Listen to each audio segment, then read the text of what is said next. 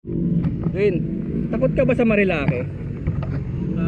Takot ka ba? Natatakot ka ba sa kanya? Kagaya ngayon, si Eddie nandito, solo siya, solo ah.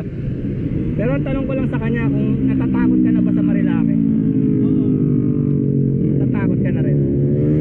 Pero bakit nandito pa rin tayo kaya? Ba't nandito tayo? Nandito ka, nandito ako. Kasi ang unang purpose natin dyan is, kagaya nga nasabi ng iba, is throttle therapy.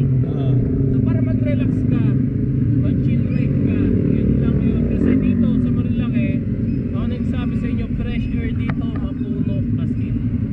Talagang yung hangin, malamig. Eh yung tropa, ba't kagaya natin? Di kami magkasama na ito, nakita lang kami dito ah. So, bakit tumira ka ng mag-isa ganun? Di ka ba nalulungkot? O Stress.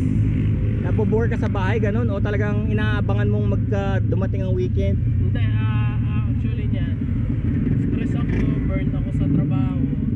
So, ito lang yung stress relieving ko eh. Oo. Pagmumoto. Tsaka yung adrenaline pre, di ba? Oo, tama. May adrenaline rush, nakaka-relax. Nakaka-nervous, pero nakaka-relax. Para nakaka-relax. Oo. Eh lang. Kaya ako nandito, may takot ako, may fear ako.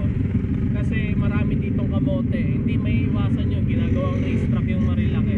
Pero kung ikaw naman, maingat ka na driver at pinunta mo lang naman dito para mag-relax, tapos bisitahin lang yung lugar, walang problema kasi welcome naman lahat dito. Yes. Pero sa driving mo okay ka, 'di ba? Alam mo kung Okay paano ka ako. mag-drive. Ang problema, iniisip nung iba baka banggain tayo. Oo. Naiisip mo ba 'yon? Naisip ko rin yun. Baka tayo banggain, 'di ba? Kasi ito yun eh. Ikaw nag-iingat ka sobra.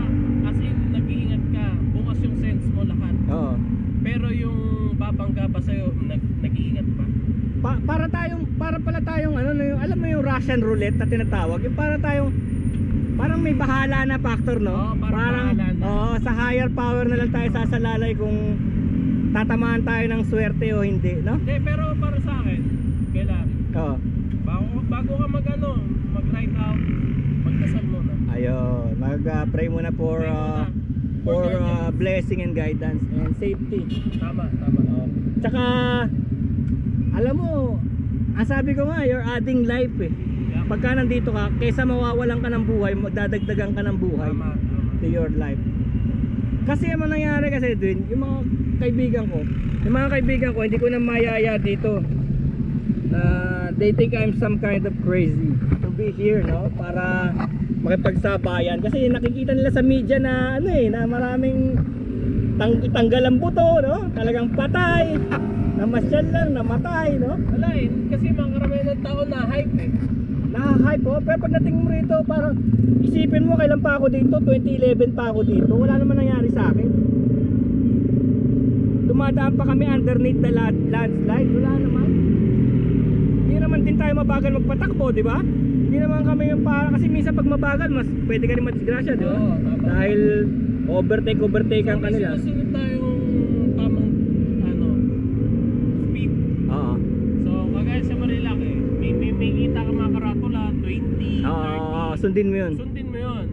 Pero dahil sa mga ang dami nagsusulputan, kailangan mo mag-speed up. Tama. Kailangan sumabay ka sa flow. Ika nga, kung agos ng tubig, sabayan mo. Hindi yung pwedeng may iba kang speed case sa kanila. Kasi delikado. Delikado.